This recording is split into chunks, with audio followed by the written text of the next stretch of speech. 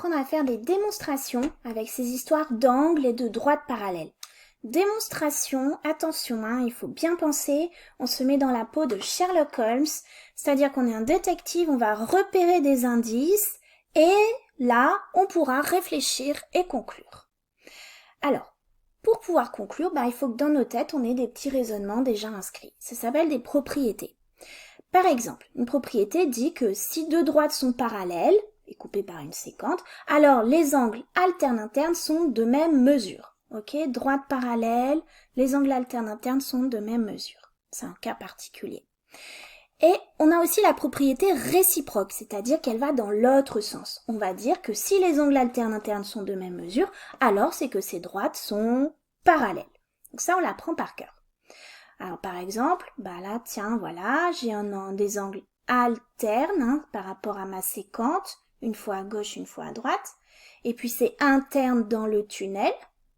Donc ça, ce sont deux angles alternes-internes, je les reconnais.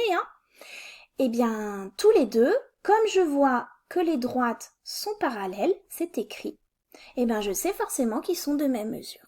Ça, je peux le conclure, c'est obligatoire.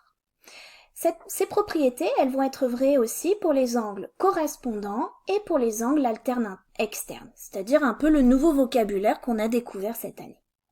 Allez, on va s'en servir pour rédiger sur le cahier, on va bien démontrer pour répondre à cet énoncé. Allez, on me demande de déterminer la mesure de l'angle DEF. Donc je regarde cette figure, qu'est-ce qu'on voit ici? On voit, c'est écrit des droites parallèles. Donc ici, et puis on me demande la mesure de cet angle-là, DEF. Donc quelle est sa mesure, sachant que je dispose de celui-là. Dans ma tête, je passe mon catalogue en revue. Qu'est-ce que je connais comme angle? Alors est-ce que c'est les angles correspondants, alterne-interne, opposés par le sommet, alterne-externe? Oui, alterne-externe, vous êtes d'accord. Le tunnel est là. J'en ai un qui est à gauche de la séquente, l'autre qui est à droite de la séquente, et puis je suis à l'extérieur. Donc ça, c'est des angles alternes externes. Les droites sont parallèles, donc ils sont de même mesure. Voilà. Et c'est ça que je vais écrire. Je vois que les angles ABC et BDE, attention aux notations, sont des angles alternes externes. Et je vois que les deux droites sont parallèles. Donc, forcément, c'est qu'ils sont de même mesure. C'est-à-dire que la mesure de l'angle ABC est égale à la mesure de l'angle BDE et qu'elle est égale à 44 degrés. J'ai utilisé ma première propriété. Allez, un autre, on va essayer aussi de bien le rédiger. Un énoncé qui dit « Déterminer si les droites D et D' sont parallèles ». Alors, je regarde ma figure, D et D', je les vois, elles sont toujours là, c'est mon tunnel, ma séquente est là.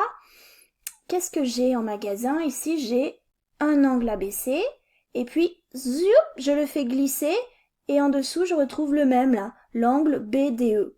Et d'ailleurs, il se trouve qu'ils sont de même mesure. Alors, le zoup, on le fait glisser, ça dans ma tête, ça me fait penser à des angles correspondants. Correspondant de même mesure, alors forcément c'est que les droites sont parallèles. Allez, on l'écrit bien. Je vois que les angles ABC et BDE sont des angles correspondants. Et je vois aussi que la mesure de l'angle ABC est égale à la mesure de l'angle BDE est égale à 45 degrés. Donc forcément, les deux droites sont parallèles. Là, j'ai utilisé la propriété réciproque.